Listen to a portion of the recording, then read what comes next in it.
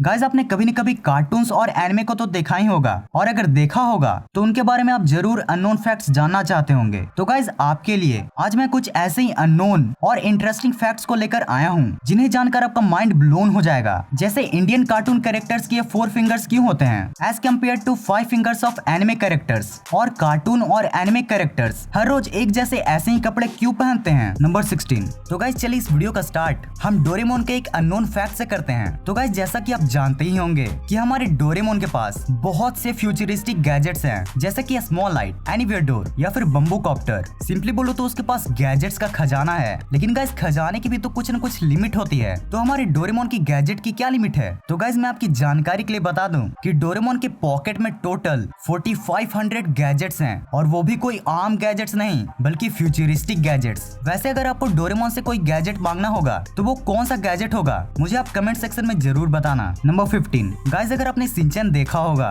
तो आप उसकी फैमिली को तो जरूर जानते ही होंगे। अच्छा अगर जानते हो तो बताओ ये शिनचैन के कौन लगते हैं? नहीं पहचान पाए ना? मैंने भी जब इनको पहली बार देखा था तो भाई बिल्कुल नहीं पहचान पाया था, पर जब मुझे पता चला कि ये शिनचैन के अपने अंकल हैं तो भाई मैं तो बस शॉक्ड रह गया। यस गाइस ये आदमी कोई और नहीं बल्कि शिनचैन के डैड के बड़े भाई शिमाशी नोहारा हैं, और आप इन्हें इसलिए नहीं पहचान पाए होगे क्योंकि ये कभी एनिमे में आए ही नहीं हैं। इनको सिर्फ शिनचैन के मांगा के वॉल्यूम 24 में ही देखा जा सकता है। नंबर 14। एक एनिमे सीरीज है जिसका नाम है स्पेस ब्रदर्स, और जैसा नाम है ठीक वैसा ही ये सीरीज है, यानी कि इसमें आपको स्पेस से रिलेटेड बहुत से एडवेंचर्स और स्पेस सैटेलाइट्स देखने को मिलेंगी। पर गाइस इस सीरीज की सबसे मजेदार एपिसोड है एपिसोड 31, क्योंकि इसी में एक एस्ट्रोनॉट गेस्ट कैरेक्टर आते हैं जिनका नाम होता है अकिहितो होशिदा, और जिन्होंने वो गेस्ट क्लिप अर्थ पर नहीं सीधा स्पेस से रिकॉर्ड करके भेजा था। मतलब भाई डेडिकेशन देख रहे हो एनिमे सीरीज में आने की। नंबर 13। आप स्टैनली को तो जानते ही होंगे। हाँ भाई वही जिन्होंने iron man, black panther, Spiderman और हल्क जैसे फेवरेट कैरेक्टर्स को बनाया है। और आपको शायद मालूम हो या ना हो बट उनके भी रिलेटेड बहुत सारे फैक्ट्स हैं। जैसे पहली बार में उन्होंने हल्क को ग्रीन की जगह ग्रे कलर दिया था, बट उस समय के प्रिंटर इतने कैपेबल नहीं थे कि वो ग्रे कलर को हल्क के बॉडी पर अच्छे से प्रिंट कर पाते, इसलिए एट लास्टली उनको हल्क का कलर चेंज करके ग्रे से ग्रीन करना पड़ा। तो हाँ गाइज आप लोग कह सकते हो कि अगर स्टैनली ने अभी हल्क को बनाया होता तो हल्क का कलर ग्रीन नहीं बल्कि प्योर ग्रे होता। नंबर 12। आप लोग का रिलेशन एनिमेशन से तो जरूर होगा, और अगर रिलेशन होगा तो आपको ये भी पता होगा कि अब तक की सबसे ज्यादा कमाई करने वाली एनिमेशन मूवी कौन सी थी। जी हाँ गाइज आपने सही गेस किया, वो मूवी थी द लायन किंग। बट भाई लोग क्या आप ये जानते हो कि द लायन किंग का नाम द लायन किंग पढ़ने ही नहीं वाला था। फिल्म मेकर्स ने उसके मूवी का नाम सबसे पहले सोचा था किंग ऑफ द जंगल, लेकिन ये तभी तक था जब तक उन्होंने ये रियलाइज नहीं किया कि लॉयन तो जंगल में रहता ही नहीं है। अब आप लोग में से भी बहुत से कंफ्यूज हो गए होंगे कि भाई ये तो क्या बोल रहा है, बचपन से ही हमने तो पढ़ा है कि लॉयन तो जंगल में रहता है इसीलिए तो उसे किंग ऑफ जंगल कहते हैं। बट भाई लोग यही तो आयरनी है, किंग ऑफ द जंगल कहलाने के बावजूद भी लॉयन कभी जंगल में नहीं बल्कि स्क्रैबलैंड, ग्रासलैंड या फिर सवानास जैसे रीजन में रहता है। और ठीक इसी मिस्टेक का रियलाइज करते हुए फिल्म मेकर्स ने भी इस मूवी का नाम चेंज कर दिया। नंबर 11। अगर मैं एस बोलूं तो आपके मन में सबसे पहला इमेज किसका आएगा, इस गधे का या फिर इस गधे का? अगर ये एस आपके दिमाग में आता है तो गाइज ये फैक्ट लिटरली आपके लिए है। क्या आपको ये पता है कि अब तक टोटल कितने पोकेमोन शो में दिखाई दे चुके हैं? नहीं पता है ना, कोई नहीं, बट अब आप जान लो कि पोकेमोन शो में अब तक टोटल 893 पोकेमोन्स को दिखाया जा चुका है। और भाई लोग बुरा मत मानना, एस मेरा भी फेवरेट है, वो बस फ्लो को बैठाने के लिए थोड़ा इधर उधर। अबे साले तभी मेरा माफ करना, गुस्से में इधर उधर निकल जाता हूँ। नंबर 10। आपने इन बनाना बॉयज को तो कहीं ना कहीं देखा ही होगा जिन्हें मिनियंस कहा जाता है, और जो इस अजीब भाषा से वार्तालाप करते हैं।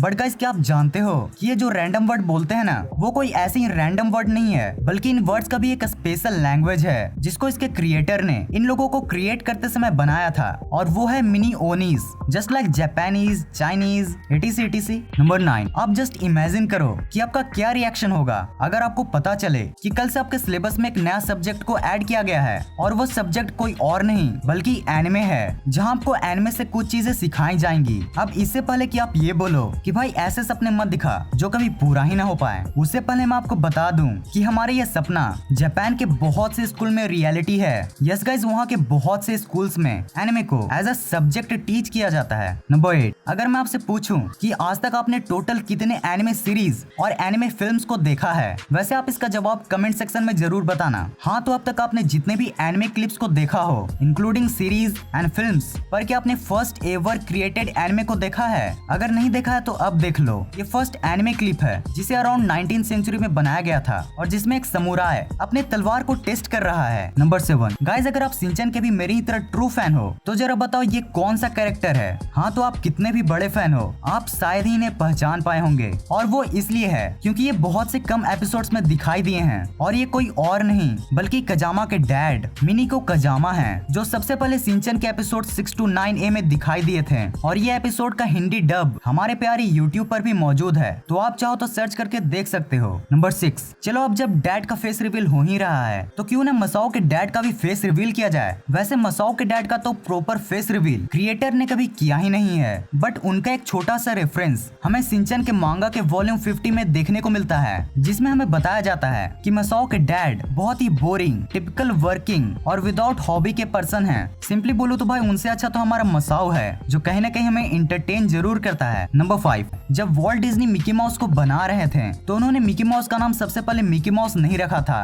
उन्होंने उसका नाम मॉर्टिमर माउस रखने का सोचा था, बट फिर उनके वाइफ के समझाने पर उन्होंने अपना ये डिसीजन चेंज किया था। और गाइस इसकी आयरनी तो देखो कि 1936 के एक मिकी माउस के एपिसोड में मॉर्टिमर माउस की एंट्री भी होती है, but as a enemy of Mickey Mouse. मतलब भाई लोग बनने चले थे नायक और बन बैठे खलनायक। नंबर 4, गाइस अगर आपने पोकेमोन को देखा है तो आपने कभी न कभी इन दो फाइटिंग पोकेमोन्स को तो जरूर देखा ही होगा, जिनका नाम है हिटमोनचैन और हिटमोनली। बट गाइस क्या आप ये जानते हो कि ये दो जो फाइटिंग पोकेमोन्स हैं उनका नाम दो ग्रेट फाइटर से लिया गया है, जिनमें सबसे पहले आते हैं ब्रूस ली और उसके बाद आते हैं जैकी चैन। आप नाम भी मिला सकते हो, हिटमोनली, ब्रूस ली, हिटमोनचैन, जैकी चैन। नंबर 3, आपने ये तो कभी न कभी सुना ही होगा कि हम जिन लोगों के साथ रहते हैं वैसे हम बन जाते हैं। और गाइस आज इस वीडियो में मैं इस अमेजिंग फैक्ट से इस बात को भी साबित कर देता हूँ। आपको शायद ही पता होगा, बट जिन क्रिएटर्स ने पावरपफ गर्ल्स, डेक्स्टर्स लैबोरेटरी और जॉनी ब्रेवो जैसे शो को बनाया था वो आपस में रूममेट्स थे।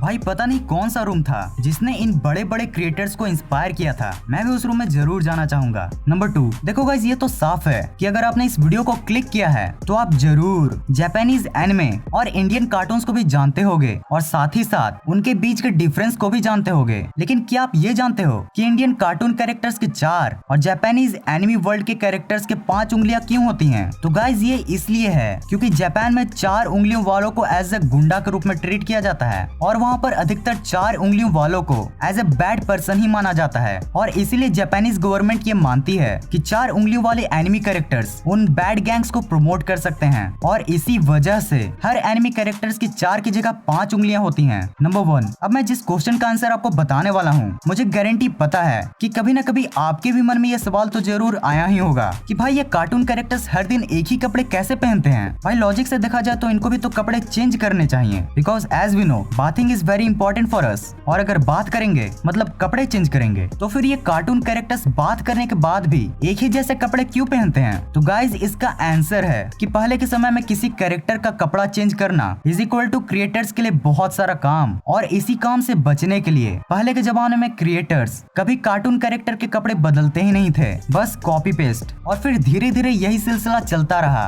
और आज के क्रिएटर्स इसे चाहे तो चेंज कर सकते हैं, but nowadays it become our tradition. तो यही होती है वीडियो खत्म। अगर आपको वीडियो देखने में मजा आया हो तो इस वीडियो को लाइक और शेयर जरूर कर देना, और अगर आपको ऐसी इंटरेस्टिंग वीडियो देखना पसंद है तो चैनल को सब्सक्राइब करके बगल वाले बेल आइकन को ऑन कर देना। इस वीडियो को पूरा एंड तक देखने के लिए thanks for watching this entire video.